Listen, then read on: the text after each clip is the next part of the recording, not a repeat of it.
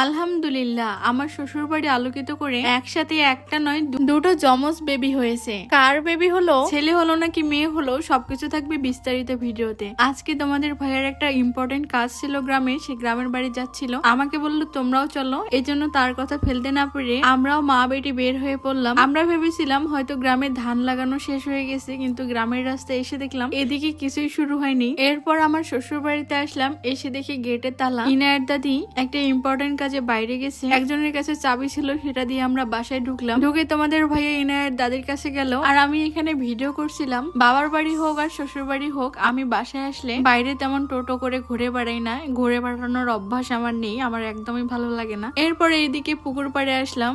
এখানে আসলে আমি এই পুকুর পাড়ে এসে বসে থাকি, আমার খুব ভালো লাগে। একটু পর আমার শাশুড়ি আসে এবং আমরা ভাত খেতে বসি। মুরগির মাংস দিয়ে এখানে ভাত খাচ্ছিলাম। খাওয়া শেষে আবারও পুকুর পাড়ে আসলাম। আর এই হচ্ছে দুটো যমজ বাচ্চা। আমার শাশুড়ির ছাগলের আজকে দুটো যমজ বাচ্চা হয়েছে। মাশাআল্লাহ, বাচ্চা দুটো অনেক কিউট ছিল, দুটোই সাদা আর দুটোই মেয়ে বাচ্চা। সবাই তাদের জন্য দোয়া করবেন। এখন আমরা বাসায় যাব। আজকের মতো ব্লগটা এখানেই।